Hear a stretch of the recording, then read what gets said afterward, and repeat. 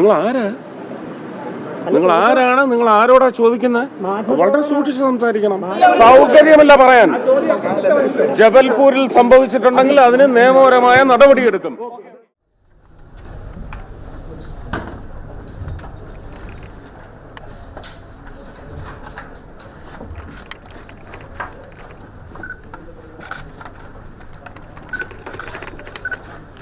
കടക്ക് പുറത്ത്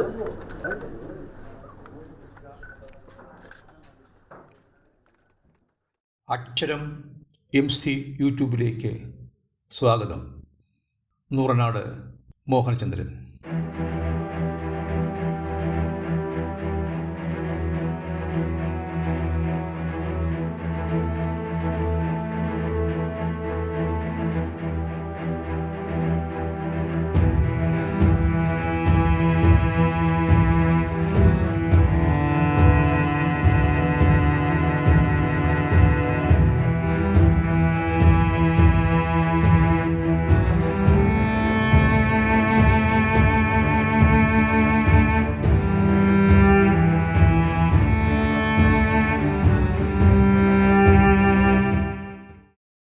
ഏതൊരു പ്രവൃത്തിയും അതിൻ്റേതായ പ്രാധാന്യവും ഗൗരവവും അറിയിക്കുമ്പോഴും രാജ്യത്തിൻ്റെ സമസ്ത കർമ്മമണ്ഡലങ്ങളും ഗൗരവമായി നിരീക്ഷിച്ചാൽ അറിയും, ഏറ്റവും ഉന്നതമായ ശ്രേഷ്ഠമായ സ്ഥാനത്ത് സൈനികരും വാർത്താ മാധ്യമ പ്രവർത്തകരുമെന്ന്.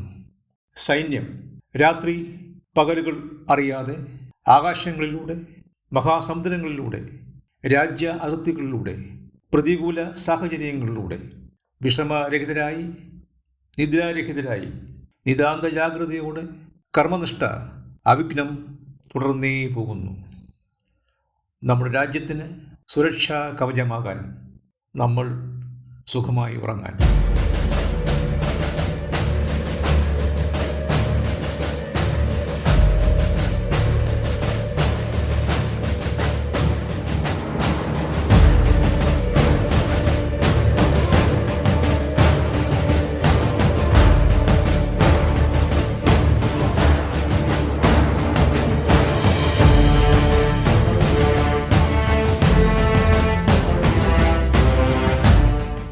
ഒരു പരിധിവരെ സൈനികർക്കൊപ്പം പ്രാധാന്യമർഹിക്കുന്നു വാർത്താ മാധ്യമ പ്രവർത്തകരും.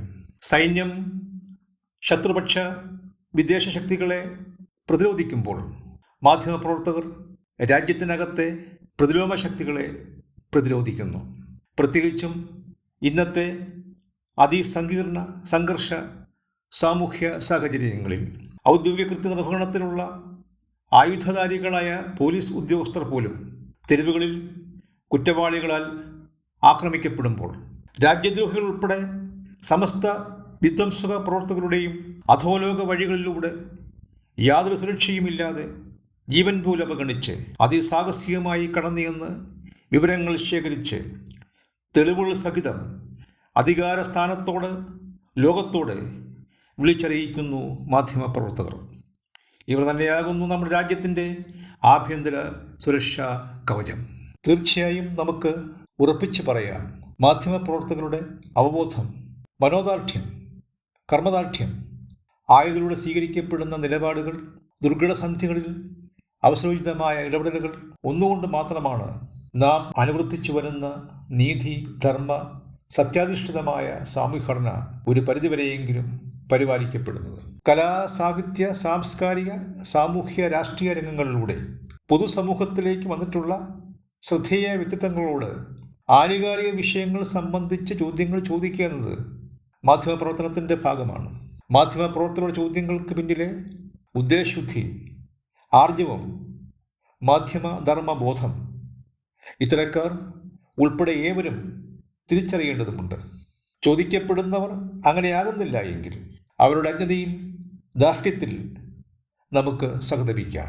എഴുത്തുകാരൻ, എഴുത്തുകാരി എത്രയൊക്കെ പ്രതിഭാധനരായാലും അവരുടെ സൃഷ്ടികൾ മാധ്യമങ്ങളിലൂടെ വായനക്കാരിൽ എത്തുമ്പോഴാണ് സർഗാത്മകതയ്ക്ക് അർത്ഥമുണ്ടാകുന്നത്, അംഗീകാരമുണ്ടാകുന്നത്. മാധ്യമങ്ങളില്ല എങ്കിൽ ഒരു സാഹിത്യകാരനുമില്ല, സാഹിത്യകാരിയുമില്ല, അവാർഡുകളില്ല, അംഗീകാരവുമില്ല. നോബൽ സമ്മാനം ഉൾപ്പെടെയുള്ള ഏത് അംഗീകാരത്തിലേക്കുമുള്ള യാത്ര മാധ്യമങ്ങളിലൂടെയാകുന്നു. പ്രേക്ഷകരുമായി മുൻപരിചയമോ വ്യക്തിബന്ധങ്ങളോ ഇല്ലാത്ത ചലച്ചിത്ര നടൻ, നടി കഥാപാത്രങ്ങളിലൂടെ പ്രേക്ഷകരിലെത്തുമ്പോൾ ആ കഥാപാത്രങ്ങളിലൂടെയാണ് നടനെ, നടിയെ നോക്കിക്കാണുന്നത്. ഇതിന് യാഥാർത്ഥ്യങ്ങളുമായി ബന്ധമില്ല.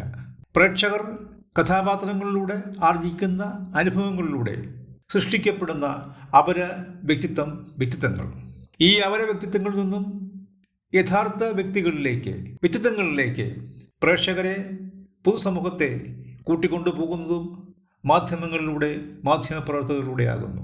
മത മേലധ്യക്ഷന്മാർ, സാംസ്കാരിക നായകന്മാർ, രാഷ്ട്രീയ നേതാക്കൾ തുടങ്ങി ആരുടെ പ്രഭാഷണമായാലും പ്രസംഗമായാലും മാധ്യമപ്രവർത്തകരില്ലെങ്കിൽ അതത് ഓഡിറ്റോറിയത്തിന് വെളിയിലേക്ക് ഒരു പ്രഭാഷണവും ഒരു പ്രസംഗവും എത്തുകയില്ല.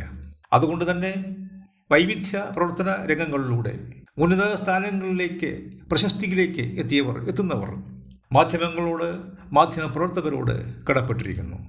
ഈ സാഹചര്യത്തിൽ മാധ്യമപ്രവർത്തകരോട് കടക്കു പുറത്ത് എന്ന് പറയുന്നുണ്ടെങ്കിൽ അത് മിഥ്യാബോധമാണ്, മൗഢ്യമാണ്, അഹങ്കാരമാണ്, അഹംഭാവമാണ്. ബഹുമാന്യനായ സുരേഷ് ഗോപി, അക്ഷരം MC ഒരു രാഷ്ട്രീയ പ്രസ്ഥാനത്തിൻ്റെ വക്താവല്ല, ഒരു പക്ഷം ചേരലും ഉണ്ടാകുന്നുമില്ല. എന്നാൽ ഒരു പക്ഷമുണ്ട്, പക്ഷേ അത് നിഷ്പക്ഷതയുടെ പക്ഷം. കുറച്ചു കാലം മുൻപ് ഒരു മാധ്യമപ്രവർത്തകയിൽ നിന്നും താങ്കൾക്ക് ദുരനുഭവമുണ്ടായി. ആയതിൻ്റെ ശരിതെറ്റുകൾ പരിശോധിക്കാതെ വർഗസ്നേഹം കൊണ്ടാകാം ഈ രംഗത്ത് നിന്നും കുറച്ചുപേർ അവരോടൊപ്പം കൂടി. കൂട്ടത്തിൽ മലയാളത്തിലെ ഒരു മുതിർന്ന മാധ്യമപ്രവർത്തകയും. അവർ താങ്കൾക്കെതിരെ പറയാതെ വയ്യ എന്ന് ഉദ്ഘോഷിച്ച് രംഗത്തെത്തി. മാധ്യമധർമ്മം പാലിക്കപ്പെടണമെന്ന് ആവശ്യപ്പെടുമ്പോഴും മാധ്യമ അധർമ്മവും ചോദ്യം ചെയ്യപ്പെടണം എന്നുള്ളത് കൊണ്ട് എൻ്റെ ശബ്ദത്തിൻ്റെ ശ്രവണപരിധി വളരെ പരിമിതമെങ്കിലും സാമൂഹ്യ മാധ്യമങ്ങളിലൂടെ പരാമർശ മാധ്യമപ്രവർത്തകയുടെ മാധ്യമ അധർമ്മം, അധമ സംസ്കാരം ഞാനും അപലപിച്ചു. ആയത് ഇവിടെ പ്രസക്തമായതുകൊണ്ട് ഒരിക്കൽ കൂടി അങ്ങയുടെ ശ്രദ്ധയിലേക്ക് കൊണ്ടുവരുന്നു. ശ്രീ സുരേഷ് ഗോപി, താങ്കളുടെ ഇന്നലകൾ എങ്ങനെയായിരുന്നുവെന്ന് സ്വയം ഒന്ന് പരിശോധിക്കുക. ഒരുപക്ഷെ അല്ല, തീർച്ചയായും താങ്കൾക്ക് തിരക്കുണ്ട്, അതുകൊണ്ട് ഞാൻ തന്നെ പറയട്ടെ. ഒരു ദേശീയ രാഷ്ട്രീയ പ്രസ്ഥാനത്തിൻ്റെ സഹയാത്രികനെങ്കിലും പ്രസ്തുത കക്ഷിയുടെ പാർലമെൻറ്റ് അംഗമായിരുന്നിട്ടും ജനകീയ വിഷയങ്ങളിൽ താങ്കളുടെ ഇടപെടലുകളിൽ ഒരിടത്തും പക്ഷം ചേരലിൻ്റെ പ്രതിഫലനം ഉണ്ടായിരുന്നില്ല.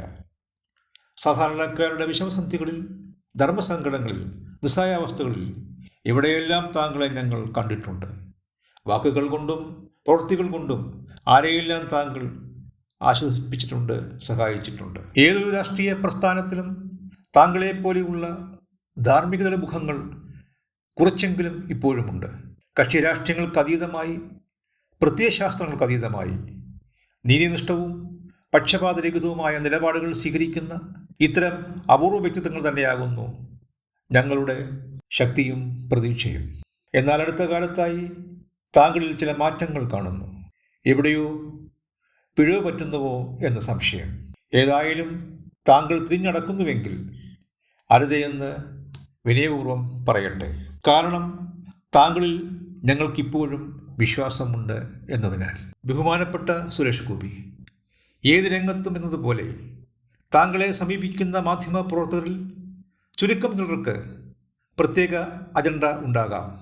എന്നാൽ ബഹുഭൂരിപക്ഷവും അങ്ങനെയാകുന്നില്ല. അവർ പൊതുസമൂഹത്തിൻ്റെ പ്രതിനിധികളാകുന്നു, പൊതുസമൂഹത്തിൻ്റെ വക്താക്കളാകുന്നു.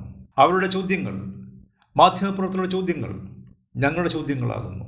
താങ്കൾ ഉൾപ്പെടെ ആരുടെയും ഉത്തരങ്ങൾ ഞങ്ങൾക്കുള്ള ഉത്തരങ്ങളും. കുറഞ്ഞപക്ഷം ഈ തിരിച്ചറിവെങ്കിലും രാഷ്ട്രീയ നേതാവിന്, ജനപ്രതിനിധിക്ക്, ഭരണാധികാരിക്ക് ഉണ്ടാകേണ്ടതാകുന്നുവെന്ന് ഒരിക്കൽ കൂടി ഓർമ്മിപ്പിച്ചു കൊള്ളട്ടെ. നൂറനാട് മോഹനചന്ദ്രൻ.